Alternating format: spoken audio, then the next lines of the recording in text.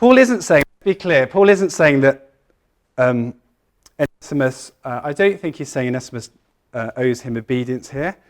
Paul does have a special role in the Bible, which we don't have as followers of Jesus today. Because as well as being a Christian, Paul was given a unique and special commission by Jesus to tell people the gospel and to command people with what the authoritative gospel was. And he refers to that, doesn't he, at the beginning of the letter. He says in verse 8, I could be bold and order you to do what I want you to do. And that's referring to Paul's unique and specific commission by Jesus to be an authoritative messenger of the gospel. But I think what he's talking about here is not that sort of authoritative role that God had given him, but simply his role as a brother or a brother in Christ to Philemon.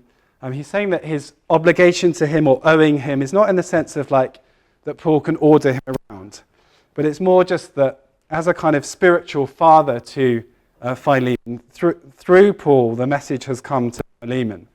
That he does owe him a kind of honour, in the same way that, you know, it's right to honour your parents.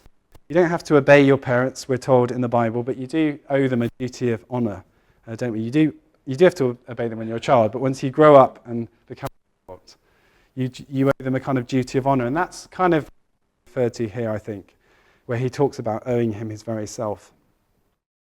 And I want us to see again that this kind of debt that Philemon owes to Paul is again, it's a beautiful obligation to have. It's not kind of like, it's not that letter from the bank and I've got to do something because Paul wants it. Oh, here we go. You know, I've got another obligation to Paul.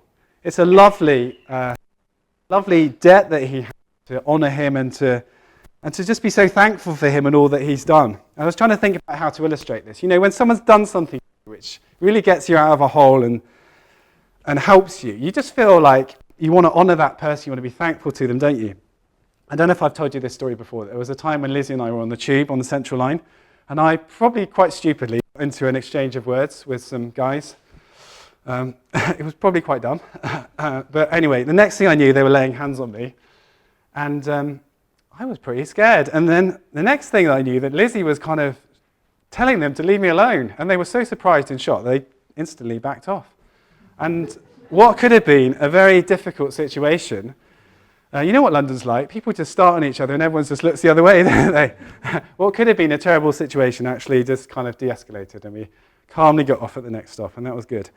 I rued my foolishness, and I was even more grateful to Lizzie than before. But that's what it was. I felt a debt of gratitude to her for what she'd done afterwards. It was amazing that she'd stepped into that possibly quite scary situation and confronted those guys and actually de-escalated the situation and helped. And that's a bit that's the kind of obligation that Philemon would have to Paul, isn't it? It's the kind of, Paul has put his safety and his comfort and security on the line to bring the message of the gospel out to the world, to people that have never heard it before.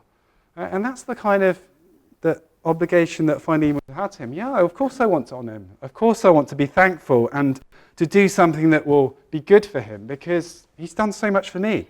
It's so great what he's done for me.